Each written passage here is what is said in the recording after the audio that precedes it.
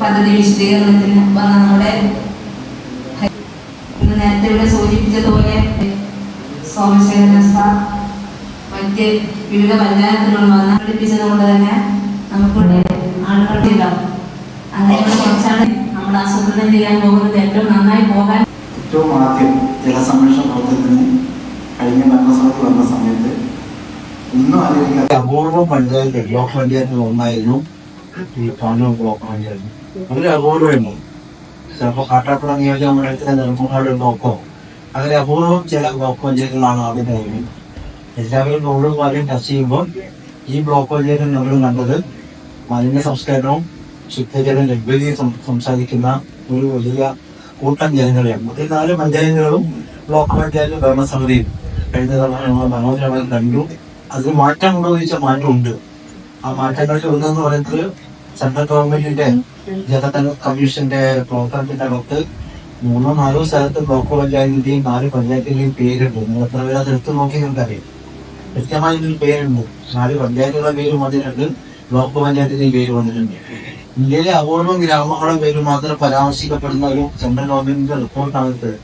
ഈ 4 പഞ്ചായത്തിൽ പേര് വന്നു നമ്മൾ പേര് വരാനല്ല, നമ്മുടെ പ്രവർത്തനം എവിടെയോ അതിന്റെ തുടർച്ചയായിട്ടായിരിക്കാം ഈ കാര്യം പറഞ്ഞപ്പോൾ തന്നെ അർത്ഥം കിട്ടാൻ പോകുന്ന പ്രവർത്തനമാണ് നമ്മൾ ഈ ചെയ്യാൻ പോകുന്നതെന്ന് പറയാം.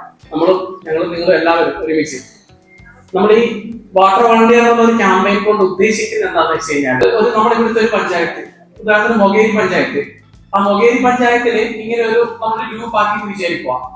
ആ പഞ്ചായത്ത് തലത്തില് അല്ലാണ്ട് പഞ്ചായത്തിൽ നിന്ന് പിന്നെ നമ്മൾ തിരിഞ്ഞിട്ട് ഓരോരോ ചെറിയ ചെറിയ ഗ്രൂപ്പുകളാവും, ഓരോ വാർഡ് തലത്തിൽ ഗ്രൂപ്പുകളാവും.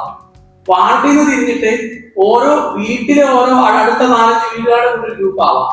ഇപ്പം ഏതെങ്കിലും പഞ്ചായത്തിലെ ഒരു സ്ഥലത്ത് ഒരു പൊതു കിണറുണ്ടെന്ന് വിചാരിക്കുക. ആ കിണറിന്റെ ചുറ്റിലുള്ള ആൾക്കാർ അല്ലെങ്കിൽ ആ കിണറിന്റെ വെള്ളം ഉപയോഗിക്കാൻ സാധ്യമാവുന്ന ആൾക്കാർക്ക് വേണ്ടിയിട്ട് ഒരു ഗ്രൂപ്പ് ആവാൻ സാധിക്കും.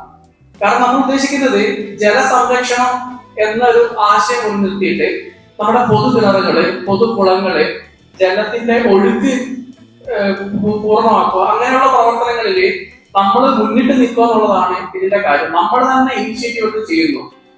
നമുക്ക് ഒരു ചിന്ത വരാം, ഇതിനൊക്കെ ഫണ്ട് എവിടെ നിന്ന് കിട്ടുന്നുള്ള ഒരു കാര്യം അല്ലെ. എന്തെങ്കിലും ഫണ്ട് വേണ്ടേ അല്ലെ? ഫണ്ട് എവിടെ നിന്ന് കിട്ടുന്ന ഒരു ചിന്ത വരാം. നമുക്കിത് ചെയ്യാൻ ഫണ്ട് വേണ്ട. വൃത്തിയാക്കി കുടിവെള്ളം എടുക്കുന്ന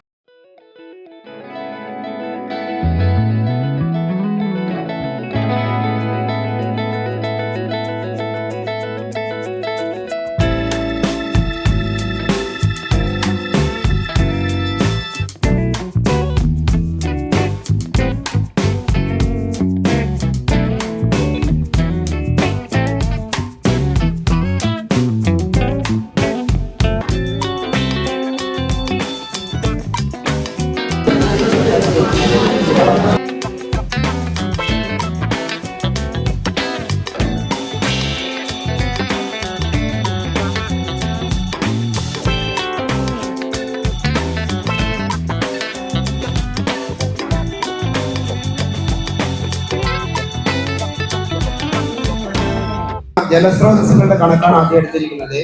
13ഓളം ജലസ്രോതസ്സുകള് കതിരൂരുണ്ട്. അത് വലിയ അളവുള്ളതാണ്, ചെറിയ കിണറിനേക്കാളും വലിയതാണ് ഉദ്ദേശിച്ചത്, വീട്ടു കിണറിനേക്കാളും വലിയതാണ് ഉദ്ദേശിക്കുന്നത്. അതിന്റെ പേര് വായിക്കാൻ പോകുന്നത് പൊന്നമ്പുഴ തന്നെയാണ് ഏറ്റവും വലിയ ജലസ്രോതസ്. രണ്ടാമത്തെ അതിനോട് ചേർന്നിട്ടുള്ള കല്ലുംപുറം തോട്, മഞ്ചക്കൽ തോട്, മൂന്നാം മൈൽ തോട്, അതുപോലെ തന്നെ എരുവട്ടിത്തോട്. പിന്നീട് ജലസംഭരണിയായി കിടക്കുന്ന ക്ഷേത്രച്ചിറകളാണുള്ളത്. ഏകദേശം 10 ക്ഷേത്രത്തോട് ചേർന്ന കുളങ്ങള് ഉണ്ട്. പിന്നീട് കനാലുകളാണ്. കനാലിലെ ജലം നിറഞ്ഞു കിടക്കുന്നില്ലെങ്കിലും മഴക്കാലത്തൊക്കെ ജലം കെട്ടിക്കിടക്കുന്ന ഭാഗങ്ങൾ ഉണ്ടാവാറുണ്ട്. അപ്പൊ മാഹി കനാല്, മാഹി കൈക്കനാല്. പിന്നീടുള്ളത് പള്ളിക്കുളങ്ങളാണ്. മറ്റൊന്ന് വയലുകളോട് ചേർന്നിട്ടുള്ള കുണ്ടുകുളങ്ങൾ, സാധാരണ പച്ചക്കറിക്ക് കൃഷിക്കൊക്കെ വെള്ളം കോരുന്ന കുളങ്ങൾ, അവ ധാരാളമുണ്ട്. പിന്നീട് പൊതുകുളങ്ങളാണ്, ആളുകൾക്ക് നീന്തൽ പഠിക്കാനടക്കമുള്ള കുളങ്ങള്. പിന്നീട് പൊതു കിണറുകളാണ്. വലിയ പാവട്ടത്തില് ജലസംഭരണികൾക്ക് വേണ്ടിയിട്ട് ഉള്ള കുളങ്ങളാണ്. അതിനോടാണ് പറയുന്നത് കുടിവെള്ള ടാങ്കിനോട് ചേർന്നിട്ടുള്ള അനുബന്ധ കിണറുകൾ. മറ്റൊന്ന് ഉന്നതികളിലെ പൊതു കിണറുകൾ. ഇങ്ങനെ 13 തരം ജലസ്രോതസ്സുകളാണ് നമ്മുടെ പഞ്ചായത്തിലുള്ളത്. അതിന് ശുദ്ധജലം എന്ന് പറയാവുന്നത് 7 സ്രോതസ്സുകളുടെ ജലം മാത്രമാണ് കുടിക്കാൻ. പഞ്ചായത്തിലെ 14 പഞ്ചായത്ത് കിണറുകളും ഒരു കുളവും ഉണ്ട്. അതുകൂടാതെ പമ്പ് ഹൗസുകള് കുടിവെള്ളത്തിനുള്ള 8ഓളം പമ്പ് ഹൗസുകളുണ്ട്. 10 തോടുകളും ഒരു പഴശ്ശീലത ഭാഗമായിട്ടുള്ള ഒരു മെയിൻ കനാലുകളും 3 സബ് കനാലുകളും ഉണ്ട്. പിന്നെ പഞ്ചായത്തിന്റെ വിവിധ ഭാഗങ്ങളിൽ പല പേരുകളിൽ അറിയപ്പെടുന്ന ഒരു പുഴയുണ്ട്. 15ഓളം നീർച്ചാലുകളുണ്ട്. ഇതില് ശുദ്ധജല കുടിവെള്ളത്തിന് ഉപയോഗിക്കാൻ പറ്റുമെന്ന് പറയുന്നത് നമ്മുടെ പൊതു കിണറുകളും പിന്നെ പൊതുവായിട്ട് ഉള്ള പമ്പ് ഹൗസിൽ നിന്നുള്ള വെള്ളമാണ്. ബാക്കിയുള്ളതൊക്കെ കുടിവെള്ളം ശുദ്ധജലമായിട്ട് മാറ്റണമെങ്കിൽ പുഴകളിലെയും തോടുകളിലെയും ഒക്കെ ശുദ്ധീകരണ പ്രവർത്തനങ്ങൾ നടത്തി നമുക്ക് പ്രയോജനപ്പെടുത്താൻ പറ്റും. പ്രദേശങ്ങൾ ശുദ്ധജലക്ഷാമം നേരിടുന്ന പ്രദേശങ്ങളാണ്. മൊത്തം നമ്മുടെ പഞ്ചായത്തിൽ 6750 കിണറുകളുണ്ട്. അത് സ്വകാര്യ വ്യക്തികളുടെതാണ്. 13 പൊതു കിണർ പഞ്ചായത്തിലുണ്ട്. ഇത് കുടിവെള്ളത്തിനായി ഉപയോഗിക്കുന്നുണ്ട്. കുളമെന്ന രീതിയിൽ പൊതുകുളങ്ങളായ കരിക്കാട്ടുകുളം, മനേക്കര, പാലാൽക്കുളം, കുന്നത്തുകുളം എന്നിവയുണ്ട്. ഇവിടുത്തെ വെള്ളമൊന്നും ശുദ്ധവെള്ളം എന്ന് നമുക്ക് പറയാനാവില്ല. ഇതിനോടൊപ്പം തന്നെ ഒട്ടനവധി പള്ളിക്കുളങ്ങളും പഞ്ചായത്ത് നിലവിലുണ്ട്. ഇതിൽ 1 ലക്ഷം വീട് കിണർ കുടിവെള്ളമായി ഉപയോഗിക്കുന്നുണ്ട്. തൊണ്ണൂറ് ലക്ഷം വീട് കിണർ അത് മാലിന്യ പ്രശ്നവുമായി ബന്ധപ്പെട്ട ടെസ്റ്റിനൊക്കെ അയച്ചിട്ടുണ്ട്. അത് ഇനി പരിഹരിക്കേണ്ടിയിരിക്കുന്നുണ്ട്. സ്വന്തമായി ജലസംഭരണി കുറ്റക്കരയുണ്ട്. 20ഓളം സ്വകാര്യ കുളങ്ങൾ നമ്മുടെ പഞ്ചായത്തിലുണ്ട്. അത് സ്വകാര്യ വ്യക്തികൾ ഉപയോഗിക്കുന്നതാണ്. അത് ശുദ്ധീകരിച്ച് നമുക്ക് ഉപയോഗിക്കാവുന്നതാണ്. ജലക്ഷാമം നേരിടുന്ന പ്രധാന പ്രശ്നം ഏറിയ എന്ന് പറയുന്നത് അരിയരക്കുയിൽ, മൂത്തക്കാട്ടിൽ, ശശിമന്ദിരം, കോട്ടക്കുന്ന്, മൈലാടിമട്ട, മാരാങ്കട്ടിമട്ട, കോയപ്പറക്കുന്ന്, ഊരാളിക്കുന്ന്, കാവുന്നതിൽ വീത്തൽ, പുത്തൻകുന്ന് എന്നീ പ്രദേശങ്ങൾ ജലക്ഷാമം നേരിടുന്നു. അവിടേക്ക് പ്രശ്നം എന്ന് പറയുന്നത് ജലജീവൻ മിഷൻ പദ്ധതിയിൽ ഉൾപ്പെടുത്താൻ പറ്റാത്ത ചില പ്രദേശങ്ങളുണ്ട്. കാരണം വളരെ ഉയർന്ന സ്ഥലത്താണ് സ്ഥിതി ചെയ്യുന്നത്. അവിടത്തേക്ക് ജലം എത്തിക്കുക എന്നുള്ളത് ഏറെ ശ്രമകരമായ ആണ്. മറ്റേ റോഡ്, കനാൽ ശുദ്ധീകരണം എന്ന് പറയുന്നത് നമ്മൾ തുടക്കം കുറിച്ചിട്ടുണ്ട്. വേണ്ടത്ര ഫണ്ടിന്റെ അഭാവം ഈ കാര്യത്തിലുള്ളത് പൂർത്തിയാക്കാൻ ഇനിയും കുറെ കൂടി ശ്രമങ്ങൾ വേണം. മൊത്തം 7 തോടുകൾ, ചിത്രപ്പുഴ, വണ്ണാഞ്ചത്തോട്, മലയത്തോൽ തോട് തുടങ്ങി പ്രധാനപ്പെട്ട 7 തോടുകളുണ്ട്. അവയുടെ നവീകരണവും ശുദ്ധീകരണവും നമുക്ക് നടത്തേണ്ടതുണ്ട്.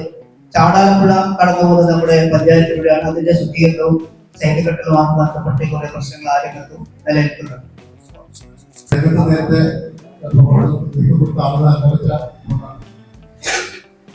ശാസ്ത്രജ്ഞ പരിഷത്തിന്റെ പഠന പരിപാടി കഴിഞ്ഞ തെരഞ്ഞെടുപ്പിന് മുമ്പായി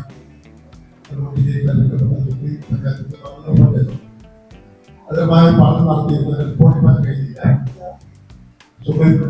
മാഹി പുഴയോരത്തൂടെ കടന്നു പോകുന്ന പുഴയോരത്തുള്ള പ്രധാനപ്പെട്ട 2 വലിയ തോടുകൾ, 2 തോടുകൾ, പാലാഴി തോട്, മറ്റൊന്ന് മുന്നോട്ടും മനേക്കരയുമായിട്ട് തൊട്ടുകിടക്കുന്ന തമിഴ് പഞ്ചായത്ത്, ചുള്ളി പഞ്ചായത്ത്, വണ്ണാത്തി തോട് പാലായിപ്പുഴ. അതില് പാലാഴി തോടിന്റെ ഭാഗത്താണ് ഉപ്പുവെള്ളം കയറിയ ഹെക്ടർ കണക്കിന് ഭൂമി ഉപ്പുകളാണ്. അവിടെ പറകിലും പിടിച്ചു വീഴുന്നു. പാലായിത്തോട് സൈഡിലെടുക്കുന്നു. ആ പ്രവർത്തനം നടന്നുകൊണ്ടിരിക്കുന്നു. മലിനജലം ഒഴുകുന്നതിന്റെ ഫാക്ടറോ മറ്റോ ഇല്ല. 19ഓളം വലിയ കുളങ്ങൾ, ചെറുകളുമാണ്. ചെറുകളുണ്ട്. നേരത്തെ പറഞ്ഞ 15,000 കിണറുകൾ, സാധാരണ പൊതുകിണറല്ല, സ്വകാര്യ കിണറുകളുണ്ട്. കിണറുകളിലെല്ലാം അറിയുന്നു. അപ്പൊ പ്രശ്നം പറഞ്ഞാൽ ഇവിടെ ഈ ഉപ്പുവെള്ള കയറുമായി ബന്ധപ്പെട്ട പ്രശ്നമാണ്. കുടിവെള്ളത്തിന് വേണ്ടിയിട്ടാവുന്നത് 18ഓളം കുടിവെള്ള പദ്ധതികൾ നിലവിലുണ്ട്. അതിനുള്ള ശേഖരിച്ചുകൊണ്ട് ഇതൊക്കെയാണ് ഡാറ്റയുടെ നിലവിലില്ല.